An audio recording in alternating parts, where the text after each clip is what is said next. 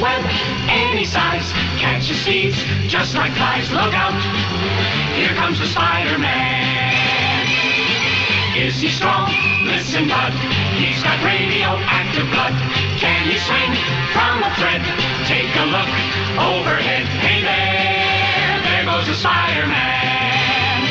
In the chill of night, at the scene of a crime, like a streak of light, he arrives just in time. Spider-Man. It's coming, and I don't know if it's coming in hot. I mean, the prices have gone up, and the collector boosters are getting up there to final. I don't know if I'm going to say Final Fantasy territory. Maybe they're not. Maybe they are. I think they're more expensive at distribution than Final Fantasy was, so that could be one of the reasons for the pricing on the collector boosters. There's no commander decks for this. There's no commander decks for Avatar. Very strange. Are there going to be commander decks in 2026? I don't know. No one knows that at this point. I think the answer is probably. They've been a successful product line, a very successful product line. Maybe there'll be a scaling back, but they will sell. So I don't know why Wizards wouldn't make them. Anyway, with Spider-Man, no commander decks. But there is a scene pack like Lord of the Rings had, and Avatar is also going to have these scene packs as well. There's intro decks to Spider-Man, which is great. I couldn't find where to order them on the distributor. Maybe I got to ask the distributor. Maybe you got to be WPN. I don't know. But I'd like to get some and give them away for free to get people into Magic the Gathering, or at least let them see how it plays and get some Spider-Man product in their hand, even if they're not necessarily, from what I tell, all that powerful. I mean, but intro decks shouldn't be. They should just be, let's put together some stuff and let's play. Kind of like Jumpstart. I played a game of Jumpstart last night and got my ass kicked through attrition and fought to the bitter end with 2 cards left to draw. And Kyle really kicked my ass. So those intro decks, if they're anything like a Jumpstart thing at that level, like one of the regular versions of the packs, not the rare or mythic versions of the packs, that'll be fine. It gives you an introduction to the basic mechanics of the game, the basic way that the game works. You don't want it to be too crazy. You want people to not get overwhelmed. You want it to be just sort of a cohesive theme in it, but then cohesive mechanics and not a whole bunch of different mechanics all thrown at someone all the time. Just the idea of how to understand the mechanics. And the Wizards design team, I don't think, has ever failed necessarily. Maybe there have been sets where, this thing didn't quite hit the way that they meant it to hit, but they're trying to hit it a certain way. So anyway, I hope the intro decks do well. So we got that. Bundles. I don't think there's any gift bundles. There's obviously collector boxes and there's play boxes. No Jumpstart boxes. There's Jumpstart boxes coming with Avatar in November. And that is kind of putting Avatar in the role of Foundations from last year. But Foundations is a set that's going to continually print throughout, and it continues to be quite popular. So it'll be a good, probably the most successful core set. Certainly more successful than Revised, because while Revised is great, it lasted a long time. There was a lot of printing.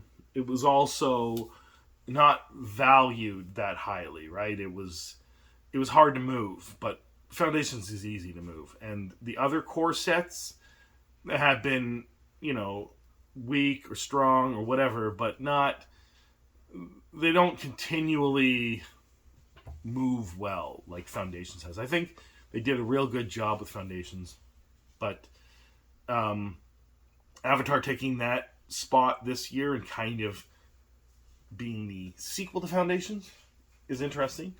The Spider-Man thing, though, it's a crapshoot as to what's really going to happen on release day. Because, I mean, we have Final Fantasy went bananas, and Edge of Eternities is going bananas, but that's because people found out how heavily allocated it was, and that there's very little to come on release day. The collector boxes will probably hold up because they won't reprint those, but I mean, Edge of Eternities will eventually get a reprint. Not probably this year, but maybe there'll be another wave of it that's still at Wizards warehouses. It's possible.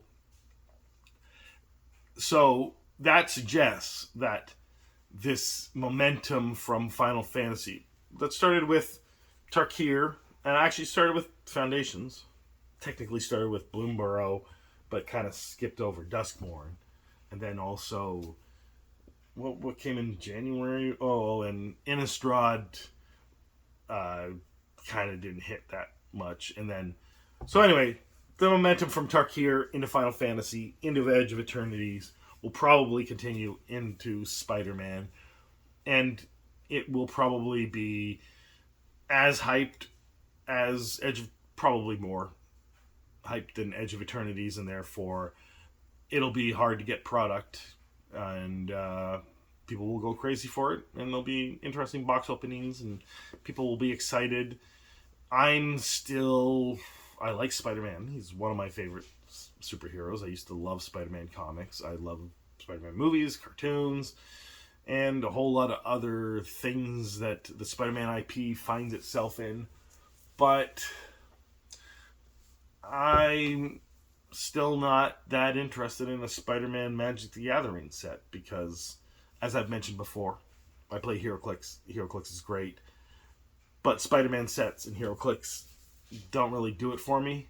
Because Spider-Man, the way that his mechanics and story work in a game are too unique to mix in with other things, in my opinion anyway. So he does best on his own, and he's got his whole Spider-Verse, and that stuff is good all on its own. So like video games that are based on Spider-Man are great. Video games that have Spider-Man in it, I don't really care to have Spider-Man in a game that is not a Spider-Man game. Or movies, I mean, I guess, yes, I like the MCU when they included Spider-Man, but he's just, I don't know. I think he doesn't quite fit in with things, so I like him on his own. That's my whole thing with Spider-Man. So, will other people feel that way? I mean, this whole set is him on his own, but then it's got to mix in with Magic the Gathering, and does he feel Magic the Gathering enough? Like, I can see the X-Men in Magic the Gathering. I can even see the Avengers in Magic the Gathering. I just don't see Spider-Man in Magic the Gathering. But maybe I'll be wrong. I mean, I have a friend that I work with out in Kingston who's very excited about the collector boxes for Spider-Man, and I was surprised by that. But yeah, I'll try to get them one, and we'll see what my allocations are like. Maybe the allocations will improve a little bit under Spider-Man, but I don't foresee that happening. I'm hoping that because I've suffered under Final Fantasy and Edge of Eternities, weirdly, and if I suffer under Spider-Man, maybe I'll get that bonus of getting stuff for Avatar, and that's what I'm kind of hoping. So let me know what you're looking for in Spider-Man. Let me know how excited you are about Spider-Man, and if this is your set of the year, let me know. Let me know why. Have a good day.